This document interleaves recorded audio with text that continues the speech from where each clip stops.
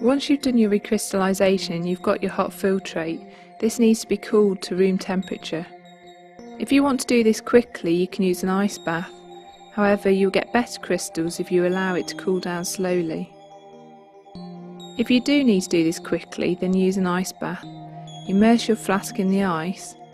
If you want to leave this for a while, make sure you clamp your flask. You can see the crystals are already coming out of solution. Make sure you allow the filtrate to cool to room temperature or below. The crystals can then be collected by filtration. It's a good idea, however, to keep the filtrate just in case you don't get a good yield. We're going to use a Buchner funnel to collect the crystals. Turn the water aspirator on full and connect it to the flask so we apply a reduced pressure to the flask. Make sure the funnel is well sealed. You can use a few drops of the solvent to seal the filter paper.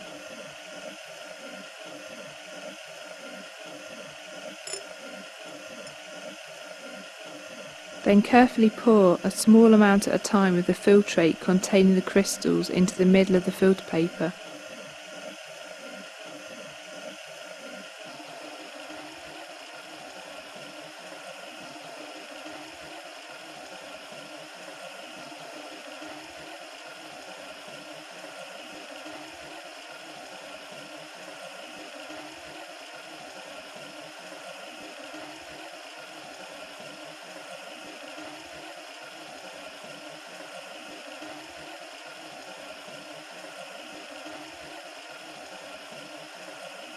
You can use some of the cold solvent to rinse the flask.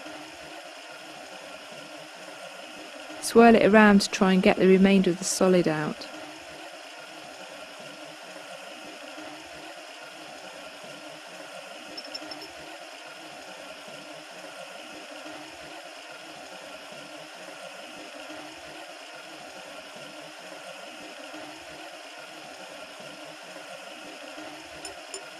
You can now use a small amount of the cold solvent to rinse the crystals.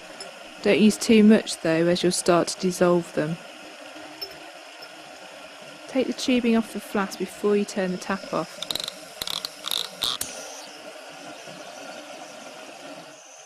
Otherwise you'll get water sucked back into the flask.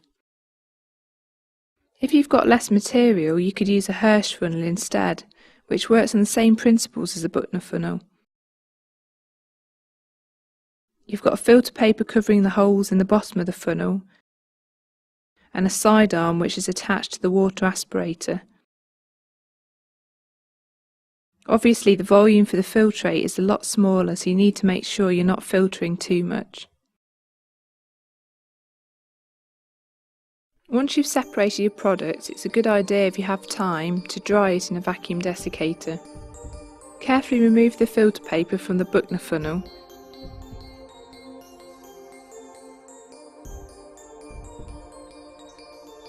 Place it onto a bigger piece of filter paper and sandwich it between another piece.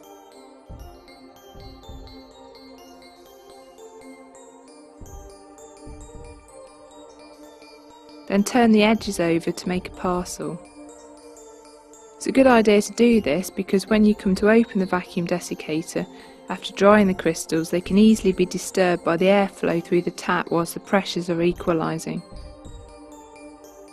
This is a vacuum desiccator. If you take the outside cover off, you'll see that there is a drying agent in the base covered by a metal gauze, which is where we're going to put our compound. You can use a variety of drying agents, but this is anhydrous calcium chloride. We're going to put our compound on top of the gauze and put the lid on. What we're going to do here is create a very dry atmosphere using this drying agent under reduced pressure.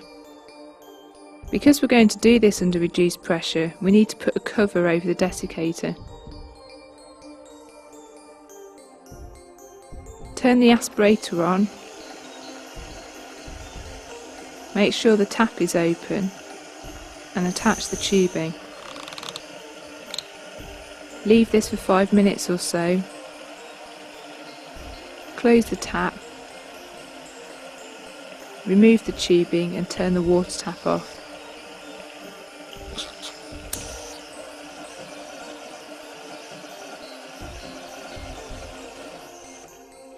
When you come to open the desiccator, make sure you open the tap slowly so the flow of air back into the desiccator is slow.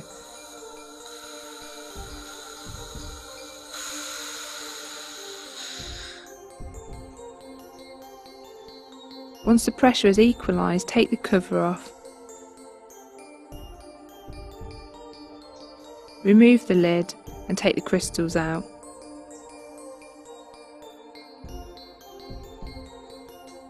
The crystals should now be dry and ready to have a melting point taken or further characterisation.